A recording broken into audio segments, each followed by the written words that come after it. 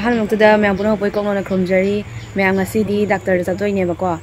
ꯑꯗꯣ ꯉꯁꯤꯁꯦ ꯗꯥꯛꯇꯔꯅ ꯅꯨꯃꯤꯠ 8ꯅꯤ ꯁꯨꯔꯒ ꯂꯥꯛꯎ ꯍꯥꯏꯕꯗꯣ ꯑꯗꯣ ꯉꯁꯤꯁꯦ ꯇꯥꯏꯌꯦꯕ ꯗꯤꯟꯁꯦ ꯑꯗꯨꯅ ꯉꯁꯤꯁꯦ ꯆꯠꯇꯣꯏꯅꯦ ꯆꯠꯂꯒ ꯁꯣꯅꯣꯒ꯭ꯔꯥꯐꯤ ꯇꯧꯗꯣꯏꯅꯦꯕ ꯑꯗꯣ ꯁꯣꯅꯣꯒ꯭ꯔꯥꯐꯤ ꯇꯧꯔꯒ ꯅꯨꯡꯗꯣ ꯑꯃꯨꯛ ꯍꯦꯟꯅ ꯆꯥꯎꯊꯣꯛꯏꯔꯥ ꯅꯠꯇ꯭ꯔꯒ ꯄꯤꯛꯁꯜꯂꯤꯔꯥ ꯀꯔꯝꯕ ꯐꯤꯕꯝꯗ ꯂꯩꯔꯤꯕ ꯑꯗꯨꯏꯗꯣ ꯉꯁꯤꯁꯦ ꯈꯪꯗꯣꯏꯅꯦ ꯑꯗꯣ ꯆꯥꯎꯊꯣꯛꯑꯒꯅ ꯍꯧꯖꯤꯛ ꯄ꯭ꯔꯦꯒꯅꯦꯟꯁ ꯑꯣꯏꯔꯤꯕꯅꯤ나 ꯀꯔꯤ ꯇꯧꯕ ꯌꯥꯕ ꯑꯗꯣ ꯉꯁꯤꯁꯦ ꯗꯥꯛꯇꯔꯗ ꯇꯥꯟꯅꯗꯣꯏꯅꯦꯕꯀꯣ ꯑꯗꯨꯗꯤ ꯃꯌꯥꯝ ꯑꯩꯈꯣꯏ ꯄꯨꯟꯅ ꯆꯠꯃꯤꯟꯅꯔꯁꯦ ꯑꯗꯨꯒ ꯉꯁꯤꯒꯤ ꯔꯤꯖꯜꯁꯨ ꯃꯌꯥꯝ ꯇꯥꯃꯤꯟꯅꯔꯁꯤ ꯗꯥꯛꯇꯔꯅ ꯀꯩ ꯍꯥꯏꯔꯤ ꯍꯥꯏꯕꯗꯣꯀꯣ ꯑꯗꯣ ꯑꯩꯁꯦ ꯄꯥꯈꯠꯄꯅꯁꯨ ꯂꯣꯏꯔꯦ ꯃꯤꯍꯨꯟꯒꯁꯦ ꯗꯪ ꯆꯣꯡꯉꯦꯕꯀꯣ ꯀꯔꯤ ꯍꯥꯏꯔꯛꯇꯣꯏꯕ ꯍꯥꯏꯅ ꯍꯣꯠꯅꯕ ꯌꯥꯕꯗꯤ ꯍꯣꯠꯅꯔꯦ ꯏꯁꯤꯡ ꯊꯛꯇꯅ ꯈꯣꯠꯇꯅ ꯍꯤꯗꯥꯛ ꯆꯥꯗꯅ ꯈꯣꯠꯇꯅ ꯍꯣꯠꯅꯕ ꯌꯥꯕꯗꯤ ꯍꯣꯠꯅꯔꯦꯕꯀꯣ ꯑꯗꯣ ꯁꯣꯅꯣꯒ꯭ꯔꯥꯐꯤ ꯇꯧꯔꯒ ꯈꯪꯒꯅꯤꯗ ꯔꯤꯖꯜꯗꯨꯗꯤꯀꯣ ꯑꯗꯨꯅ ꯃꯌꯥꯝ ꯑꯩꯈꯣꯏ ꯄꯨꯟꯅ ꯆꯠꯂꯁꯦ ꯑꯗꯨꯒ ꯔꯤꯖꯜꯁꯨ ꯇꯥꯃꯤꯟꯅꯔꯁꯤ ꯀꯩ ꯍꯥꯏꯔꯤ ꯍꯥꯏꯕꯗꯣ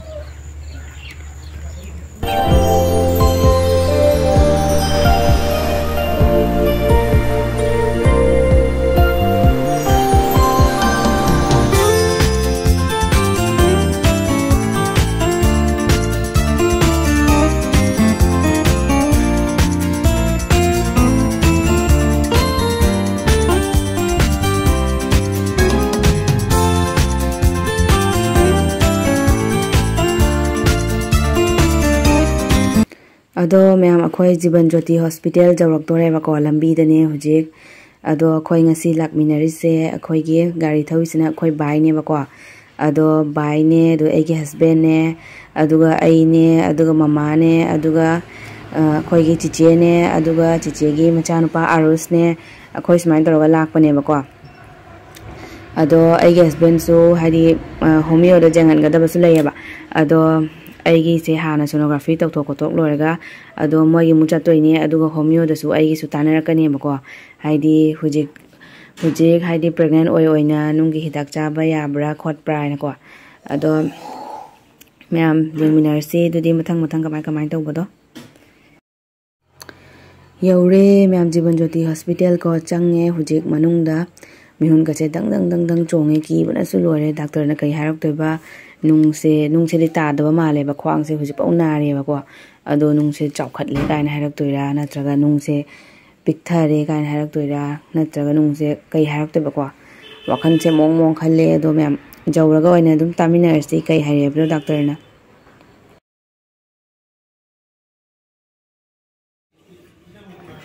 ꯃꯌꯥꯝ ꯁꯣꯅꯣꯒ꯭ꯔꯥꯐꯤ ꯇꯧꯕꯒꯤ ꯉꯥꯏꯔꯤꯕ ꯅꯥꯀꯟꯗꯁꯨ ꯃꯤ ꯄꯦꯁꯦꯟ ꯃꯌꯥꯝ ꯂꯩꯔꯝꯃꯦ ꯑꯗꯣ ꯃꯤꯍꯨꯟꯒꯁꯦ ꯗꯪ ꯆꯣꯡꯉꯦꯕꯀோ ꯑꯩꯒꯤ ꯍꯁꯕꯦꯟꯗꯤ ꯑꯩꯉꯣꯟꯗꯩꯁꯨ ꯍꯦꯟꯅ ꯃꯥꯅ ꯄꯥꯈꯠꯄꯁꯦ ꯍꯦꯟꯈ꯭ꯔꯦꯕꯀꯣ ꯑꯗꯣ ꯑꯩ ꯍꯁꯕꯦꯟꯒꯤ ꯃꯁꯛꯁꯦ ꯌꯦꯡꯍꯜꯂꯛꯀꯦ ꯃꯌꯥꯝꯗ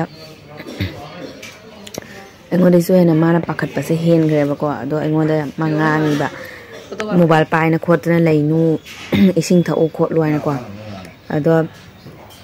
ꯏꯁꯤꯡꯁꯦ ꯑꯩꯁꯨ ꯉꯁꯥꯏꯗꯩ ꯏꯁꯤꯡꯁꯦ ꯊꯛꯏꯅꯦ ꯑꯗꯣ ꯏꯁꯤꯡꯁꯦ ꯊꯛꯃꯟꯅ ꯏꯁꯤꯡꯁꯦꯅ ꯊꯥꯡꯒꯠꯂꯛꯇꯅꯀꯣ ꯑꯣꯁꯨ ꯑꯣꯊꯣꯛꯈ꯭ꯔꯦ ꯑꯗꯣ ꯅꯔꯁ ꯅꯨꯄꯤꯗꯨꯅ ꯑꯩꯉꯣꯟꯗ ꯌꯥꯝꯅꯁꯨ ꯉꯥꯡꯕꯤꯔꯦꯕꯀꯣ ꯑꯩꯁꯦ ꯅꯪꯍꯧꯗꯅ ꯍꯦꯛꯇ ꯑꯣꯠꯁꯟꯈꯤꯕꯅꯦꯕꯀꯣ ꯑꯗꯣ ꯑꯩꯒꯤ ꯍꯁꯕꯦꯟꯁꯦ ꯍꯥꯏꯗꯤ ꯅꯨꯡꯉꯥꯏꯇꯅꯅꯦ ꯑꯩꯉꯣꯟꯗ ꯐꯣꯇꯣ ꯑꯃꯁꯨ ꯀꯥꯞꯄꯤꯔꯦ ꯃꯥꯅ ꯐꯣꯇꯣ ꯀꯥꯞꯄꯤꯒꯦ ꯍꯥꯏꯅꯀꯣ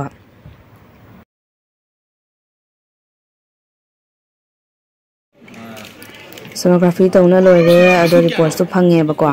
ꯑꯗꯣ ꯑꯩꯈꯣꯏ ꯗꯥꯛꯇꯔ ꯉꯥꯏꯕꯅꯦ ꯗꯥꯛꯇꯔ ꯉꯥꯏꯕ ꯑꯣꯏꯅ ꯑꯗꯨꯝ ꯀꯦꯟꯇꯤꯟꯗ ꯆꯪꯉꯒ ꯑꯗꯨꯝ ꯀꯣꯐꯤ ꯑꯃꯃꯝ ꯊꯛꯎꯁꯦ ꯍꯥꯏꯅꯅꯦ ꯑꯗꯨꯝ ꯁꯨꯃꯥꯏꯅ ꯄꯣꯊꯥꯕ ꯑꯣꯏꯅ ꯁꯨꯃꯥꯏꯅ ꯂꯥꯛꯄꯅꯤ ꯏꯃꯥ ꯀꯩꯅꯣꯅꯦ ꯑꯥ ꯃꯅꯨꯡ ꯉꯥꯎꯆꯜꯂꯤꯅꯦ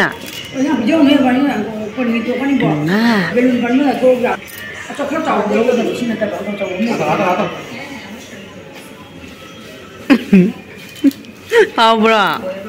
세번 세번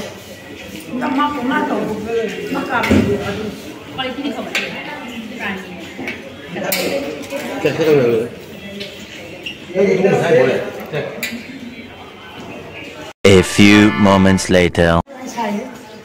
ꯗꯥꯛꯇꯔ ꯂꯥꯛꯅ ꯃꯤ ꯌꯦꯡꯕ ꯍꯧꯒꯠꯅꯈ꯭ꯔꯦꯕꯀꯣ ꯑꯗꯣ ꯃꯌꯥꯝ ꯑꯩꯒꯤꯁꯨ ꯃꯇꯝ ꯂꯥꯛꯑꯅꯤ ꯑꯗꯣ ꯀꯩ ꯍꯥꯏꯔꯛꯄꯗꯣ ꯇꯥꯃꯤꯟꯅꯔꯁꯤ ꯃꯌꯥꯝ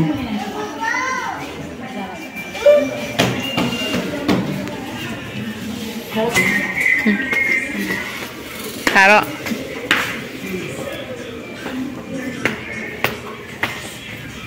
네 ꯗꯥꯛꯇꯔꯗ ꯆꯪꯉꯒ ꯌꯦꯡꯍꯜꯂꯨꯔꯦꯕꯀꯣ ꯗꯥꯛꯇꯔꯒꯁꯨ ꯇꯥꯟꯅꯔꯦ ꯑꯗꯣ ꯃꯥꯅ ꯁꯤꯒꯤ ꯏꯟꯖꯦꯛꯁꯟꯁꯦ ꯋꯤꯛꯂꯤ ꯀꯥꯞꯇ ꯌꯥꯔꯣꯏ ꯍꯥꯏꯌꯦꯕꯀꯣ ꯍꯧꯖꯤꯛ ꯑꯃ ꯀꯥꯞꯄꯒ ꯆꯠꯈꯣ ꯍꯥꯏꯌꯦ ꯑꯗꯣ ꯃꯣꯏꯒꯤ ꯅꯔꯁꯁꯤꯒ ꯑꯩ ꯍꯧꯖꯤꯛ ꯑꯃ ꯀꯥꯞꯍꯜꯂꯅꯤꯕ aduga akhoi hallani ado ma'am जुम जरगा डॉक्टर ने कई मैम हाइरेबको अदो जुम जरगा आई मैम दा फजना हाइरागे मथंग मथंग कई हाइरेबदो डॉक्टर ना अदो अखोय हुजी कइनोम हाइदि चाक अयुक्तैसु कैसुम चारक्तेबको अदुना चाक चानबगी हाइनने होटल दा अखोय हुजी चाक चाबगी चले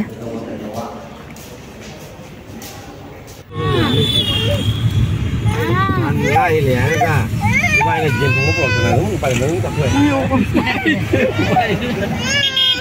Apa ni makan dulu ni? Dulu cuba. Kamu ni tu pasti. Ini ni batai. Tu sudah kamu dah tu. Boleh balik ni. Kamu nak ni? Tahu tak?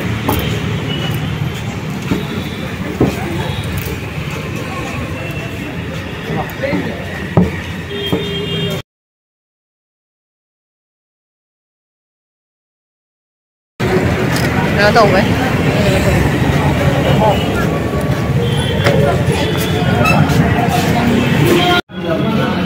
Sao nhiều con ơi? Con nhìn răng nhà mấy không mua.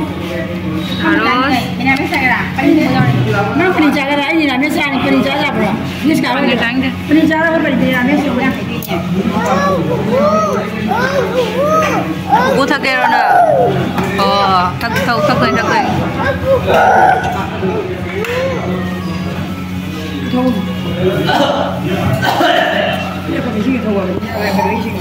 Hào rồi. Hay rồi. Mình làm hết xong rồi. Mình làm hết. Sai.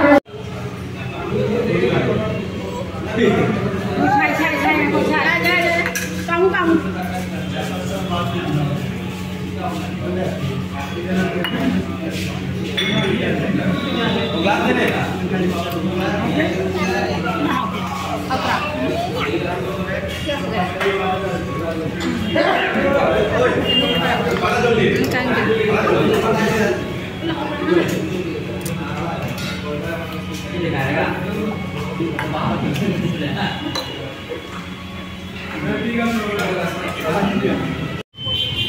Homeo yengbagi akhoi hujik direct thokle bako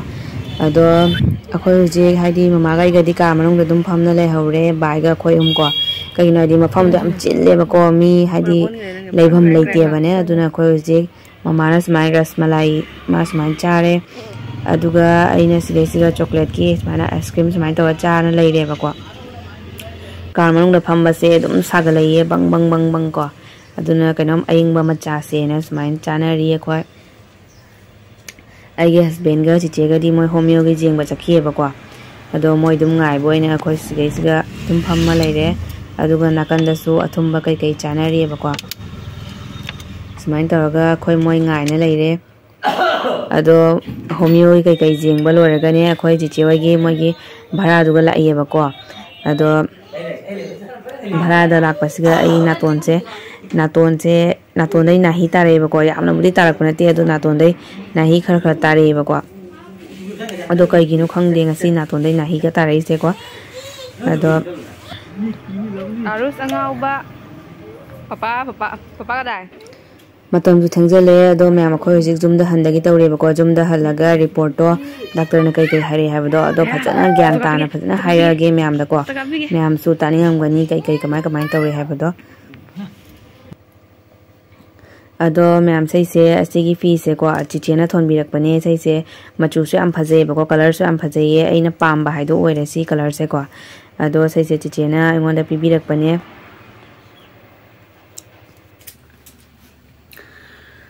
wow na slore ma'am hojik ta jum jawre ba ko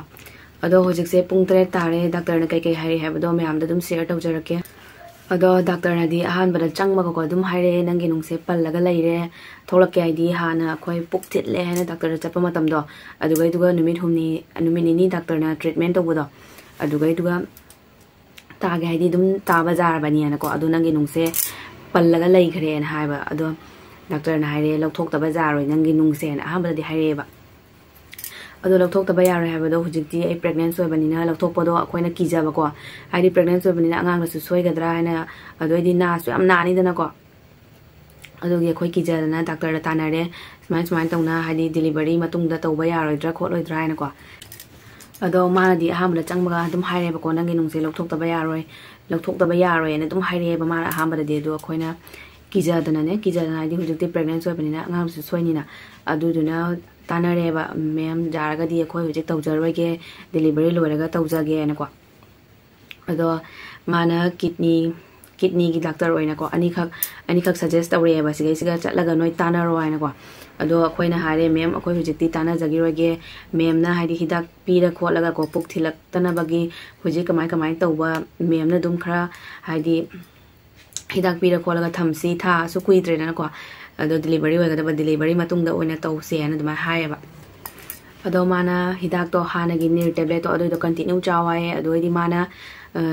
injection ama pireba ko ado weekly kapu hai ba ngasi ama kape ado mano weekly kapu hai du tablet to adu kai gumba nang akta da nung le bai si akta da puk thilakani ko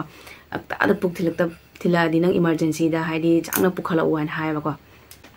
ado kai gumba hai di nung se lokthok ta batar di nung se na panna leina kidney do soklakani damage oirakani kidney do an ma hai ba ado mana di yamna hai di lokthok asi an ma hai ado अखोइना किजना को हजिक्ति pregnant बनिना किजैदना को अदुगी मागा तानरा खोलारगा हजिक्ति दुम condition से लैबा यारदी दुम लैनबगी हैना को अदो माना पुक याम थिलक्तना डॉक्टर दा आदा चटलदि को लौथोक्तबा यारोय खोलोय हैना दुमाय सु दुम हाइपेट हाइरेबा अदुगी खल्लगा म्या वखनजे खरा नुवाइते किजैबा को नुंग इंगांग यावम दरसु बाबा इंगांग सु यावबनिना हादि कमाय तौदबा खंगदे को कयाम साय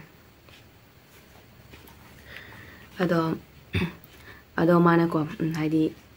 हुजिकिदी कैसुम हाइदी ख्वांग तने बनाई से पुक्ति थिलक्ते बको अदो हुजिकी कंडीशन जिगी मतुंगिना माना इंजेक्शन पिरे अदुगा हानागी टैबलेट सिंग दो कंटिन्यू दुम चाव अदुगा येंगसी हैन को अदुगा कमाय तौबा दो मखा दो कंडीशन दो करी ओइरकपा अदु जेंगसी हैन दुमा हाइरेबा डॉक्टर चलुरबनिना म्याम दा रिपोर्ट सु जेंगलागे बको अदो रिपोर्ट से हानागी रिपोर्ट तो अदुगा मोइना मखादा को अदुम इरगा पिरे सेम एस बिफोर आइना को अदो नुंगसे पल्लगा लैगरे अदो हानागी दुमाइना पुक्से आम कन्ना थिलादि को अदो इमरजेंसी दा मावना फोन तौरागा एडमिट तौदबा यारोयन हाइरे अदो नुंगसे सु लौथोक्तबा यारोय दुई कंडीशन दुगा दिएना दुमा हाइरे बको अदो ngasi oinadi moina ko injection ama kape aduga injection se weekly kapu hai ko ado weekly kapani injection se madi aduga moi mathangi next checkup chapado aduga sonography su adum tawrasi en hai ba ko ado sonography su dum tawrasi aduga ingang su dum jengase en ado moina kidney gi specialist oina doctor ani khak haire e ba asigai siga mai manakta amta chatlu aina ko ado mai manakta su amuk chatluni hai husband ko kidney gi su dum tanaru si en ne अदो सुमाइना ओरे ma'am report से को अतई दि कइम हाइनिंगाई लेत्रे ma'am दा अदोनी ma'am सो एगी दमकता लाई द प्रे तोबियो खोरमबियो को अदो इसिंग सु थक पया बथाइने अदो अई से पन्ना लैगरे हाइबा को हानै मफम दुगै लेंगद्रे हाइ पन्ना लैगरे अदो कदौदै बा खंगदे हिदा तो पछु हादि होमियो दसु हंगे बको आइगे से होमियो चाबा यागद्रा हैना को हजिति प्रेग्नेंट ओइबनिना होमियो करि क्रासु चाबा अमता यारोय न दुमा हाइरे बको अदुनि म्याम हाइदि लाइन करि तंबा खंगबा ngamdedana को कंडीशन दुगी मतुंगिना लैरे आई कंडीशन से कोना करि लाकपा हैना को अदुनि म्याम ngasi gi दिखाइनरसि को